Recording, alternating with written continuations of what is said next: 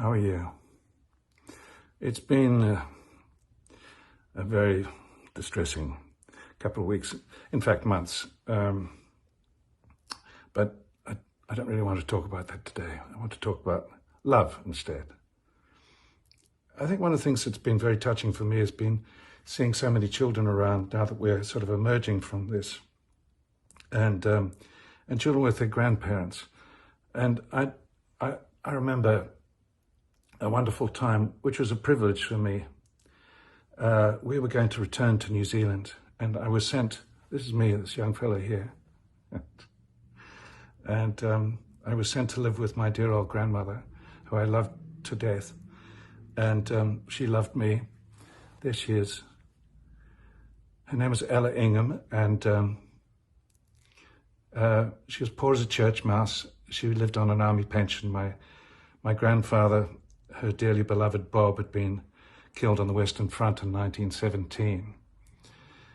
And she was much loved by everybody in Tenby in Wales, which was also a sort of holiday town. This was before people in England would go to holiday in Spain or Italy and places like that. And they'd go to seaside places in England and Wales and Scotland, like Tenby. She was very well known in Tenby and much loved. But people who didn't know her would... she had a corgi dog who had been bombed in the war and had PTSD, poor thing. It was called Dorney, after the Dornier bombers that tried to kill the corgi night after night but failed.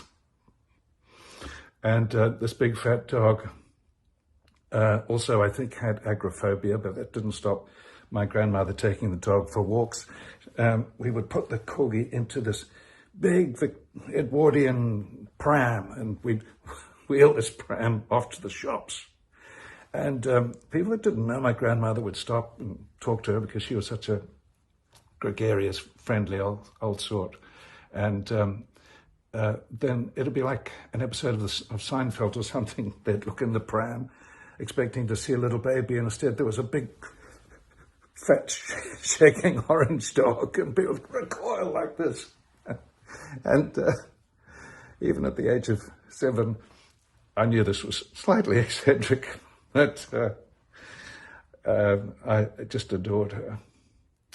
She never bore a grudge against, even though she'd been through 2 world wars with the Germans and lost the great love of her life on the Western Front.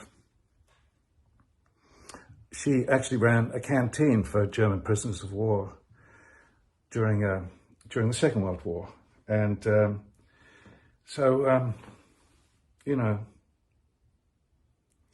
that speaks of kindness and of compassion, and what a lovely soul she was.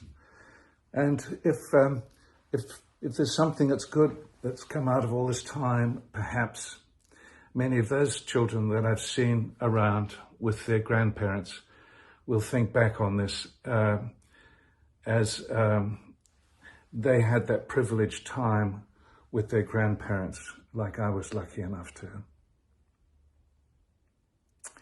I hope you're well, and you know, there is good news in New Zealand. There are no more active cases of COVID. So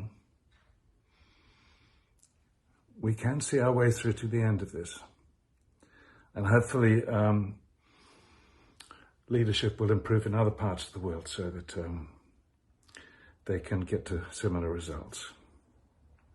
That's what I pray for. And I hope you're well. And